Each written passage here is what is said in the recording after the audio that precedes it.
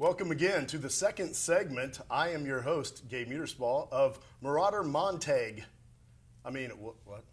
Marauder Montage. Hello, everybody. Here with distinguished guests once again. We're here with Greg Roach Sr., Athletic Director, Mount Vernon, and Derek Lee Shelton, Athletic Director. Welcome back, guys. Thanks, Gabe. Awesome. This time we're going to talk about winter sports. We'll first start with boys and girls swimming, kind of talk about how that's gone this year. Got a new coach in there, and how we're doing. Go ahead, Greg, if you want to start. Girls swim sectional starts actually tonight at New Palestine, and girls have had a very good year. I think they have lost only one or two of our dual meets. Lydia Tierney, a freshman, leads us, set a couple different school records. Coach Matt Cruzy is our new coach, doing a great job, working them hard, and hopefully have a good showing at the sectional. Excellent. Derek, you want to talk a little bit about the boys? The boys are a little bit above 500. We get hurt in a lot of meets because we don't have any divers. So, in swimming, that's a lot of points, especially if other schools have it. So it's really something that we have to try to overcome when we swim. When a sectional rolls around, it becomes a little bit more of an individual meet and trying to move kids on their specific events. And, you'd like to win it as a team, but that's awful difficult to do, especially when you don't have divers. So really proud of the hard work they put in. They come in the mornings a lot and lift weights, and, they swim every day after school. So we're really proud of the progress they've made this year. Great. So we're talking if kids are looking to do something that may not be doing anything, divers are what Mount Vernon needs right now, at least for next year at this point. Yeah, we've had a tradition the last couple of years with some of our cheerleaders or gymnasts that have grown up being cheerleaders, turned into divers, so it's really helped the girls' side. Yeah. It's kind of hard to get that kind of a niche for a boys diver. We've been pretty blessed the last couple of years to have some really good boys and girls divers, but I think we've kind of, those have kind of passed, and we're kind of looking for some young kids to kind of step up and take that role for us. And just to clarify, too, make sure that we're all on the same page here. We're not talking about cannonballs, can openers, anything like that. You can do that if you want to. I don't think your scores will be real high. We're taking anything right now, though. But we'll take anything, a point or two. Just somebody out there to getting it done. We'll appreciate it. Right on. Sounds good. Moving on, not a whole lot of winter sports, but wrestling. I think we've got another new coach in there, and I think we just had one of our bigger wrestlers advance into the regional. Let's talk about the boys wrestling and how that went and the new coach in there. Yeah, our new coach has been Chad Masters, and he's done a great job. Our numbers the last couple of years have been pretty low, so he's done a real good job of getting kids out to wrestle, which is, it's a hard sport to begin with, and you add pay to play on top of that, it becomes kind of a difficult hurdle. But we had the sectional last weekend. We advanced Peyton Wirch. He got third in the heavyweight division. So we're looking forward to him wrestling this weekend. That's awesome, and I know it really starts with numbers, and it sounds like he's got them, and sounds like they've really improved the middle school. They've been posting some stuff online. I saw they beat Greenfield Central, no offense, guys, last night at the middle school in the wrestling program. So that's pretty neat stuff, and looks like wrestling's back on track, which is good to see. Let's move on, if there was nothing else about wrestling at this point. Let's talk a little bit about the boys basketball. I know we're still into the season right now, coming up on the last probably third of the season. Let's talk about Coach Travis Doherty and his boys and how they're doing this year. Coach has done a really good job with them. They're still really young. We got, I think, 2 or 3 seniors, Christian Smith and James Stricker. And, they're role players for us, but our other guys are really juniors and sophomores. So they're just kind of learning with a really difficult schedule. They got a real tough road here to hoe. They got Noblesville this week, and they turn around and play Frankton, who's ranked, I think, 1 or 2. So, they got a tough schedule to deal with, but hopefully that prepares them for the sectional. Excellent. Talking about girls basketball coming up, we've got one game, I think, tomorrow, traveling up to Fort Wayne, and that's new coach Steve Dowd, and they've had a tremendous season, I know, and looking forward to sectionals next week. Going to be at Mount Vernon, hosted by yours truly here. I'll be the voice of the sectional. Awesome. And just talking a little bit about their season and how it's going. Oh, right now we're 19-2. We go up to play Fort Wayne Canterbury tomorrow night. They are, I think, ranked number 1 in 2A, or I think they're a number 1 in 2A. So they'll be a very, very good test. They'll play fast, play physical. So that it'll be a good preparation for us for the sectional. We talked last week about Sydney Shelton. She is now our all-time leading scorer, boys or girls, in our basketball history. It's a little bit over 1,400 points. So, that's something I definitely want to mention, and it's a great accomplishment, especially since she's only a junior. Looking forward to the sectional. We're ready to host it, and we play Greenfield Central on Wednesday night at 6 o'clock. I think that'll be a great atmosphere. Hopefully have a big crowd come out for that, because that's going to be a great ball game. Really, 6 teams have winning records in that tournament, or in that sectional, so it should be 6 games that are pretty well played and a lot of fun to watch. Anything note differences in style of play between Greenfield and Mount Vernon that fans may want to look for, anything like that? I know it was a very well defensed game the last time. It's kind of like a grinded out type situation, even though if they're both running teams, which both of them can score. I think both of them like to score points, but when we play each other, every possession is important. It's just you get a 4-point lead, or you get a 4-point deficit, let me say it the other way, and you have the ball, you feel like you really need to score. You don't want to get down any more than that. And we kind of ran out the first game, got a lead on them, and they came back and took a lead, and then it was kind of back and forth all the way until the end, and free throws kind of stretched it out there. But two teams that just battle each other and know each other well. Obviously, they try to take away the things that we do well, and on our side of it, we try to take away the things they do well. So, it may be another one of those first team to 40 type of thing wins the game, or if everybody's hitting shots, and I think both teams would rather get up and down the floor. So it could be where a lot of points are scored. I honestly, with the history, I doubt that, but probably pretty low scoring, and we'll have to value every possession, both teams. Definitely good insight there. I know as we're starting to finish up this segment, both of you guys played high school basketball. I did too. A lot of fans out there may not have and know how excited teams are going into sectional play.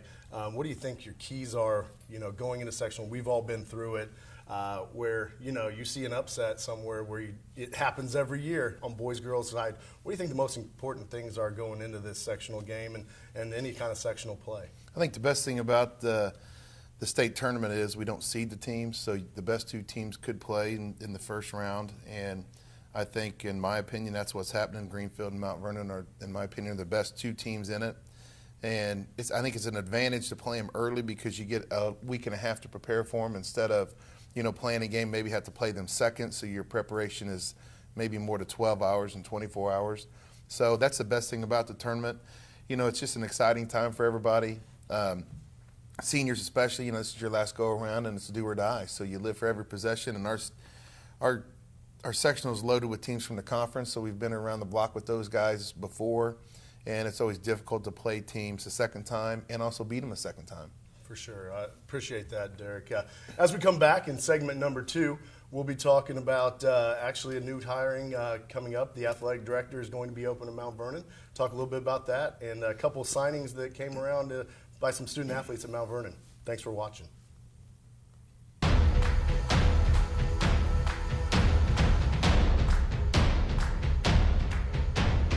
College basketball on ESPN. The biggest moments, the greatest rivalries. Big Monday. Lets it go! Knocks it down! Super Tuesday. Still gets to the hole! Are you kidding me? Thursday night showcase. Look out! And Saturday prime time. Oh! Are you serious? Every night counts all season long on ESPN and ESPN2. The home court of college hoops. Welcome back to Marauder Montage. I'm your host, Jimmy Howe. We'll be talking this segment about Marauder's athlete spotlight here. Kind of talking about some kids that have maybe made some commitments, some signings here, different sports. And Greg, if you want to start with some, and we'll talk about some of those athletes. We had some good news. I think in the last week, Grant Williams, one of your tennis players, has been admitted to West Point. He'll follow his sister, Claire, who I think just graduated from West Point this past spring. So that's anytime you get somebody that's admitted to one of the academies, that's certainly cause for celebration and to give them some mention of that. Definitely. Derek, you want to talk about, I know we just saw, I think it was in the paper, Dan Werner signed to play football at Harvard, which is another huge accomplishment. Ivy League school, first, I believe, Ivy Leaguer since Pickle Gilpin down in '92 played basketball at Dartmouth. Yeah, it's a good accomplishment for Dan. He works really hard. He's a really dedicated student athlete. Excuse me. He spends a lot of time, working. His ultimate goal is to be a student, and that's why he chose Harvard. Athletics is part of it. When you go to Harvard, you got to pay your own way. So, you got to be real serious about being a student when you go there, and we're really proud of him. He's going to represent Mount Vernon really well. And yesterday we had Lucas Rice, who made a commitment to play football at University of Indianapolis for Coach Bob Bartolomeo. So, he will do really, really well there, I think. Lucas was kind of in a tough position. He's a really, really good player for us. He will be in college. He's just a little bit undersized. I think if he was an inch or two taller, he probably would be signing somewhere at a D1 school. But, it is what it is, and he will go to U of I and have a great career. That's excellent. I know if we don't, there's a lot of tons of signings and kids going different places. Any others you guys want to, highlight at this point? I know Olivia Coleman, a basketball player right now, Zach Spears. Anybody else you guys want to highlight? Yeah, Olivia signed earlier in the year to run track at IPFW. Excellent. I think that's right? Yeah, that's right. IPFW. So she'll be going up there. Sydney Shelton has already committed to Kentucky. And she'll be in their class after next year. Hopefully she'll finish her senior year well at Mount Vernon. Do a good job for us, and then go down to Kentucky to play the year after next. I think Olivia had the opportunity to pretty much pick whatever sport she wanted to play, and she could be a soccer goalie, which she was an excellent goalie for us, and she's also a great basketball player for us. And I think really, if she put a lot of time into basketball, she could be a real quality D1 basketball player. And we've talked to her about that before, but she's doing what she really loves and what she thinks she's got a chance to really succeed at the collegiate level. That's awesome. It sounds like Mount Vernon has some really good athletes and kids that put in the time, and it's paying off dividends for them and for us. It's great to see. Switching gears a little bit, I know we kind of highlighted it in the first Marauder montage, but there is going to be a new AD, I believe, coming up, and just talk about that going to be happening. And I know you guys have kind of really bitten the bullet and helped us out in a time of need, but just talk about that and the hiring process and maybe some things that changed it in the qualifications coming up. Okay. Well, our school board last Monday gave us permission to post and hire the new athletic director starting in the 15-16 school year. And for Derek and me, it couldn't come soon enough. It was definitely a cause for joy in our houses and with us as well. We've done the dual duties for 4 years, and there were times where it was very difficult.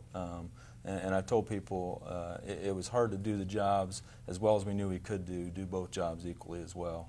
So we were always having times where we felt like we could do better. We could help our students more. We could help our coaches more, depending on which hat we were wearing. So it'll be better for our students, for our teachers, and for our coaches as well. So going forward, we're going to post a position sometime in March. When we get back from spring break, those applications will be due, and we'll spend some time in April interviewing candidates, first interviews and second interviews, and send a candidate to the board, either for the April board meeting or the May board meeting. We haven't exactly determined that yet, but we changed the qualifications to we eliminated the requirement to have a principal's license, and I think that'll open up a lot more candidates. We will have some requirements that if they don't have some training, that they get some athletic director training. So that'll certainly help them in their position as well. But we hope to get somebody with some experience, that can hit the ground running and take us, to that next level that we're always seeking. Derek? I think, first of all, Greg and I want to thank the school board and Dr. Riggs for allowing this to take place. It's been I don't want to say it's been a burden, but it's been a lot of work for us the last couple of years, and I think that the people that have really suffered the most have been our families and our kids. So we really appreciate them, allowing this to take place. But I want to thank Greg, too, because he's done a great job. He's done the majority of the day-to-day activities with officials and scheduling. So he's done a lot of the work, and, he's got the everyday grind, which is appreciated, along with Patty Calder. She does a lot that really, really helps us out. And she takes a lot of that burden off of us and has for the last 4 years. And it's just something that I personally really appreciate in them. And we appreciate all the people that help us and from the little things to setting up for the gym before games and after games, and it's just those things just kind of help take a little bit of burden off us, and it means a lot to us. Yeah, I'd also like to make sure I thank Patty Calder as well, our athletic secretary. She does far more than an athletic secretary should have to do, and there's no way we could have gone through this the 4 years and been able to do the things we do without her. Like I said, she's gone way above and beyond the call of duty. And then as Derek said, we have so many people that help us out. After a game, putting chairs up and things like that, just people come out and just start helping, and that's greatly appreciated. But I think that says that speaks to the Mount Vernon community. That's why I like being here. It's a great place to be, and it's because of people like that make that the way it is. And the reason why that's so important is for us who have kids. That 15 or 20 minutes difference for us allows us the opportunity to maybe go home and see our kids right before they go to bed. And I think our community has kind of realized that, and realized that our kids are the ones that are out there that are suffering from it, and just the little things that they do allow us to get home just a little bit earlier to see our kids when maybe we haven't been able to see them all day long. And that's a great point, is that, people outside of the community or in the community or just, sometimes students think, oh, you guys are ADs, you're robots, you don't have any lives. It's just, and that's not the case, it is. And to get it, out here in a forum where people can see that, I think it makes a difference, to see us just not as coaches or athletic directors, but, humans who have, families and all of that. So that's cool. And I too will thank Patty Calder, because she does a tremendous job, and we would not be successful, without all the stuff that she does for us. Coming up on the next segment, we'll talk about, we've got some emails that came in from the last show that we'll talk about. Also, rapid fire questions, talking about some things that, maybe Marauder fans do or don't know about you guys, and also the athletic program. So coming up after the break, we'll be back for the third segment. See you soon.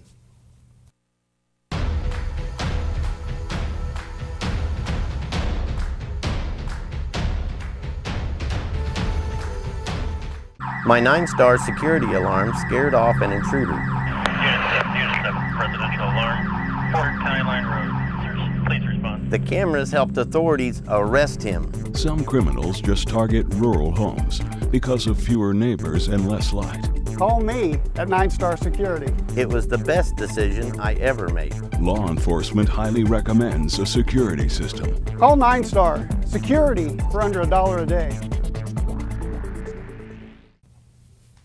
Welcome back to Marauder Mayhem. I'm your host, Bill Clinton. I'm just kidding. It's Jimmy Buffett here, ready for spring break.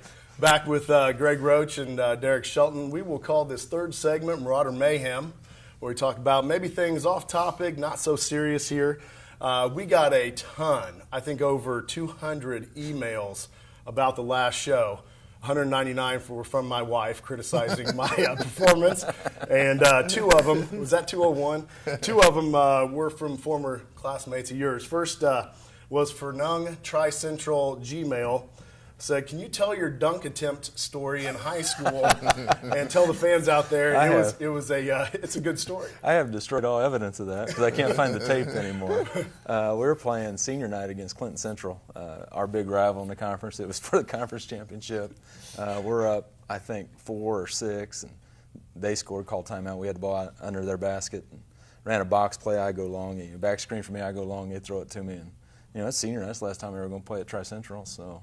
And I'm not one that can really dunk anyway, but I was feeling it, so I go up and I try to dunk it. And how when you jump, your knee just kind of, not hurt, but you just don't have anything there. Well, that kind of happens. So I just threw the ball up over the rim. I don't know that I touched the net. The best part of the story, though, even make it worse, is the ball comes off the rim, and Vernon's our best player. I led state in scoring my senior year.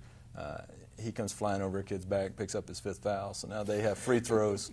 I think we're up 6. They hit the 2 free throws. We're up 4 with like 1:10 left in the game, and we're struggling without our best player. We ended up winning, thank goodness, or my coach might have killed me. But yeah, I've shown you that video. It's classic video. It's kind of like the Zapruder film. We're looking for that. We're going to try to find that, everybody out there. If we can find that, we'll show it to you one day.